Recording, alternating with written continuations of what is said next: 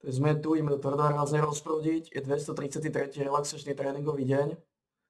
11.7.2024, 18.40. Sú zvybožrutí 15, 15, 14, 14, 13, 13, 12, 12, 11, 11. Začíname predné, zadné. Zadné, predné, predné, zadné. Zadné, predné, predné, zadné. Takže 18.40 na prvú sériu. Púšťame si tohto píčusa ako podnoc.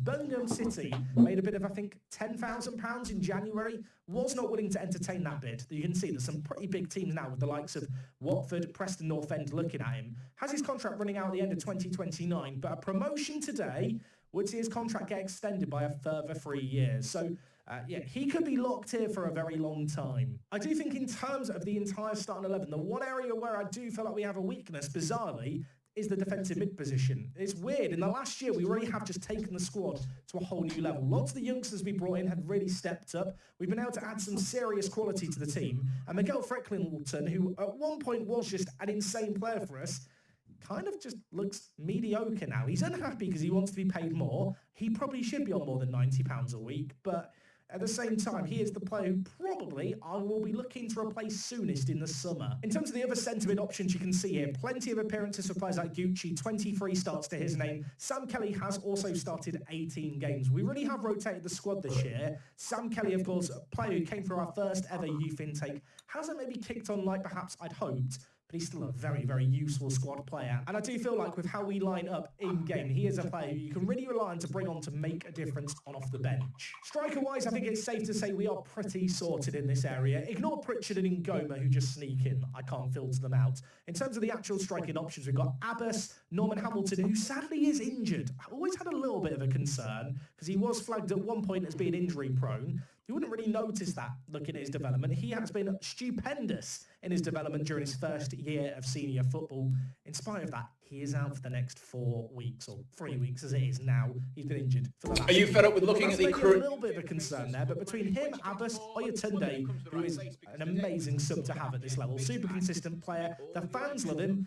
I love him as well. He's not been as essential to the team this year. Of course, we did make that promise to sell him. No one ever did end up bidding on him, though. But yeah, between these 3 players, we've got 3 really solid options. McAvoy then is really a player who I think we are going to be saying goodbye to. I mean, what do you say? Early part to Prem Legend, you know, we have these kind of players every year, the early goal scorers that will be remembered. I feel like McAvoy here will enter the Park to Prem Hall of Fame. He's been a loyal servant, but his contract's up at the end of the year. You can tell by his value, I just wasn't really getting any good bids for him. I did explore a sale for him in January. Nothing was going. But of course, in his place, we've got players like Callum Goldsmith ready to step up into the team. This guy's actually in the media Dream 11 as a left midfielder. Obviously, we don't play with wider players. I've started him sparingly as a striker.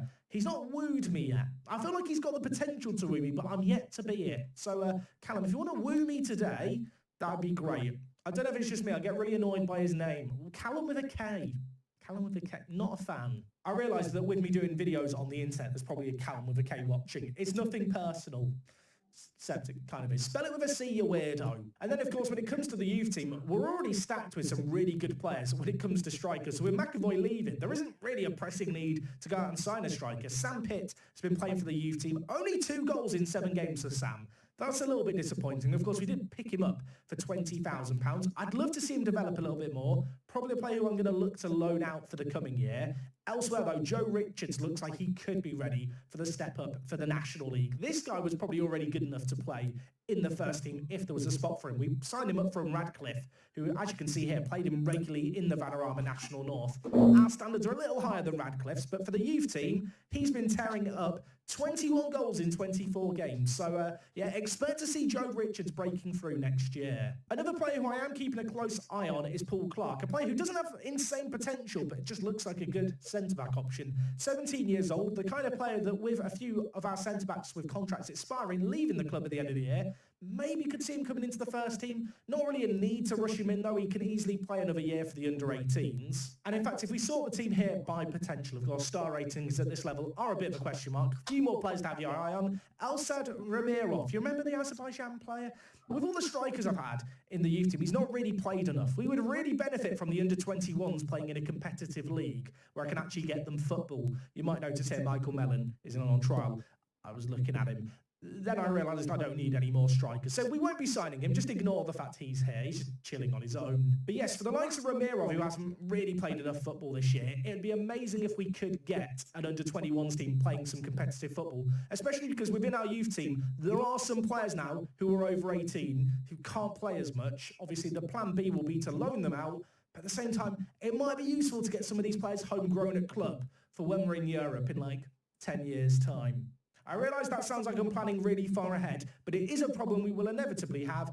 I can try and stop it happening by not loaning these players out and making sure some of them get homegrown at club. You might remember Harry Johnson from a few youth intakes ago. In fact, I think it was maybe last year's intake. He was a winger. I don't play with wingers. I've trained him to play centre mid. Is it a war crime? Potentially. But at 16 years old, he has loads and loads of potential to find himself, I think, as a Mazzala. 9 games played competitively with the under-18s, playing as a centre mid, 4 assists, 1 goal.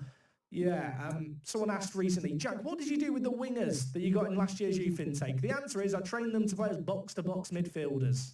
What else did you think I was going to do? I am still Jack, work the space at the end of the day. Any winger can be a box-to-box midfielder. Speaking of box-to-box midfielders, you might remember Jack Skidmore. He was chilling in the first team last year when he generated at the club, demoted him to the under-18s, has been developing reasonably well, 6 assists, or not 6 assists, 6 goals, 7 assists, 24 appearances. Not too shabby for him either. And in fact, of all the youth players currently here, you can see there are a few that are first-team candidates. I did cover these last episode. They've not changed too radically. And in fact, I've talked about all of them, bar Kevin Gillen today. Kevin Gillen hasn't played for the first team yet. I have too many strikers. I feel like whenever I do a big jump forward, and it feels like there's maybe a few months without an episode in game time, it's nice to do a little bit of a recap, especially with this season where there's maybe going to be slightly fewer episodes due to the lack of a cup run. But yeah, that's a little bit of a rundown as to how the first team is looking. We are in a really good spot. Like I said, defensively, I feel like we've really shored up that area of the pitch. I've not really talked about Tommy Sinkin enough. I genuinely look at this guy and think he could be our goalkeeper all the way until League One. I do have concerns about the fact he's injury prone and he hates important matches, but from kind of a raw attribute point of view, he could definitely be here for the next few years. And I actually think that applies to a fair few of the players that we've picked up this year. I don't remember in a Park to Prem Save game having a first team I am so happy with. Yeah, we have built a really exciting team here, and it's cool to have a few players coming through the youth intakes, playing in the first team, players like Cole Chiddy as well, sticking around. I really want to retain a little bit of that DNA as we climb up through the leagues, and to be honest, like this year where we only signed 3 players initially, looking ahead to next summer already, I don't see us signing a whole load of players. Anyway, with that all said and done, we have got some business to take care of. A win against Alfreton, who currently sit in the relegation zone, will win us the title. We'll be able to see what the budgets are going to be for next year, and that'll set us all up nicely for next episode, where we'll have the end of season rundown to start things off. We'll look at all the award winners, and then we will jump headfirst into a Vanarama National League transfer special, hopefully. I say that, there's 6 games left. We need to win 1 game. If Scarborough fail to win here, we can lose here. We still win the league. It should be done today. If it's not, it's going to be very embarrassing. Like I already mentioned, Slate and Ngoma are out on international duty. Another player who's away is Brian. Yeah, Brian really hasn't played in the first team since Simkin came in. Just as a reminder, we sold Brian for some ridiculous money, £140,000, paid a handful of games before Simkin arrived, never really looked back. And like I already mentioned, Hamilton is the only other player currently out, injured. So that's a little bit of a shame. It does mean that up top we are going to go with Oyatunde and Abbas. In the midfield, I realised, Perry, you're not meant to be here. Sorry, Perry. That was a misclick. Perry, you might remember him. We signed him last year on a free transfer. He's a good squad player.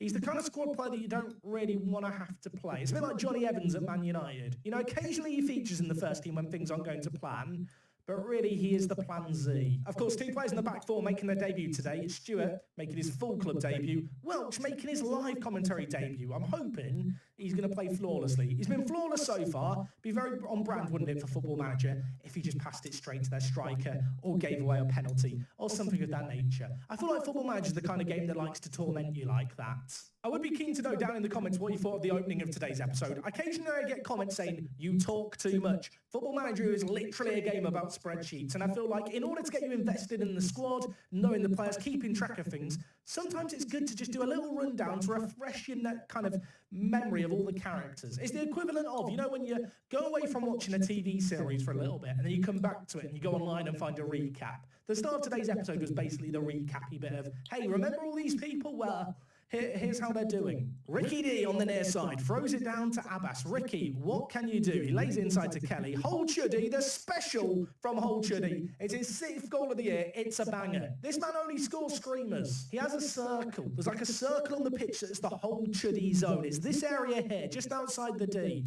Give it to Hold Chuddy there. He will score. Keeper, maybe caught a tad flat-footed, but let's not discredit the finish. Hold Chuddy with the ball in the centre. He's already got 1 goal. He's got a booking as well. He's getting everything in this game. All he needs is an assist to get bingo. Pritchard running wide. Tries to lay it to Ricky D, who can't get there. Holt wasn't inspiring, was he, with his attempted save? Not particularly inspiring with that clearance either. Keep a close eye on Stewart, by the way. The youngster, very keen to see how he gets on at left back. Can't imagine he's going to be too tested today. We should be winning this game handsomely. A second goal would be nice. Abbas tried to get it into the middle. Dickens dealt with it initially, although they've gifted it. And Oyatunde really should have scored. I know it's a bit of a trope. It's been a professional performance so far from the lads. We've not been inspiring, but we're just getting our business done organisedly. And, well, a penalty will certainly help us get our job done that little bit better. It's going to be Welch over the penalty. I'll be honest. I'll try and think why he's taking the penalty. I can't tell you. But he scored in a live com. So, yeah, live commentary debut goal. It's his 3rd. I think the reason he's on penalties is because he is our best penalty taker. Yeah, the bar really is low at this football club. I am just doing a check of our penalty takers. I mean, Oyatunde has 6 penalty taking, maybe slightly better finishing, but Welch does actually have the best penalty taking of all the players on the pitch. Which, I mean, that is actually shocking, isn't it, as a stat? You know what? Don't care. It's fine. He scored. Don't need to worry about it. I might need to sign a better penalty taker in the summer. The best penalty taker in our team has 8 penalty taking. That is actually shocking. Then again, does the penalty stat even mean anything? Or should I say attribute? It's not a stat, it's an attribute. There's some people who get very rabid around the incorrect use of attribute and stat.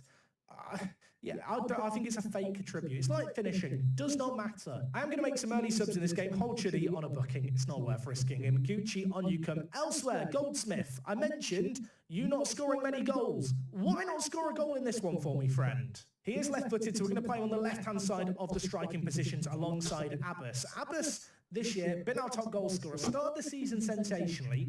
Has slowed down a little bit. I don't want to say it too loudly. Don't want him to hear me. Has slowed down a little bit. Hasn't developed either a lot. Some players in our team, I feel like, I had really high hopes for, like Slate, like Abbas. And whilst they're putting in performances on the pitch, they're not actually developing. Okay, well, he scored there, but that doesn't detract from the point. Abbas makes it 3. Great assist for Goldsmith, by the way. Expert part to Prem decision-making. They've got a free kick. Don't like this. Okay, well, they've scored there. It's 3-1. I don't have to pay out the clean sheet bonuses to our defenders. And Goma's not on the pitch to take a free kick, so it's going to be Goldsmith over it. I think he does have an actual decent free kick attribute. And, well, we nearly saw it there. Welch goes down in a heap. He's trying to earn himself another penalty. Disgraceful. 2 minutes left of this game. We're looking for a 4th. The league is won at this point. And to be honest, it's not been a particularly challenging season. I feel like we set ourselves up for success with last year's recruitment. This year we added, I was going to say a cherry on top. A few different cherries on top. Ricky D was one of them. Callum Goldsmith came in a little bit later. By the way, did just score on off the bench. And here it is official. We are going to win the league here. And Ngoma's off in the Democratic Republic of Congo. He's not going to be around to kiss the trophy, lick the trophy, whatever it is he wants to do. Maybe that's for the best for everyone. He's a bit weird, is Ngoma. We are going to hoist this trophy aloft. Who is the man hoisting it? I'm not actually sure. I'm not going to complain. Does not matter. 4-1. It's been a foregone conclusion for a while. Doesn't mean it matters any less. It's another promotion. It's another title win. National League, here we go. This next division is probably the hardest division to get out of. 102 points for us as well, I believe, is a new league record, certainly in the context of the current duration of the save game. There's some stats in Football Manager that don't track before the save game started. Either way, 102 points is absolutely insane. Very, very happy with that. We secure the Vanarama National League North. Budgets have been set. Wage budget of £14,500. Transfer budget, 267,000. I'm probably going to be moving most of that into the wage budget because I don't believe you need to spend money at this level to have success. No, je to za nami, páni.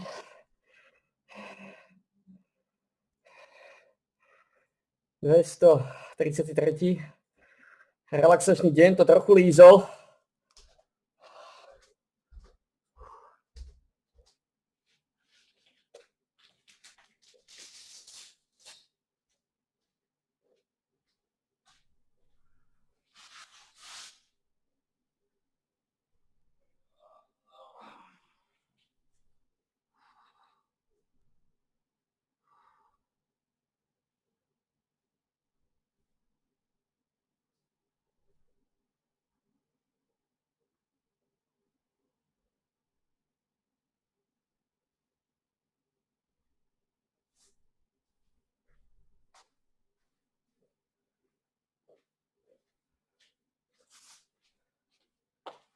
Zvládli sme to. 233. relaxačný deň je oficiálne za nami. Bolo 11.7.2024, skončili sme 18.56. Segment trval 16 minút a 10 sekúnd. Ideme to rozbaliť.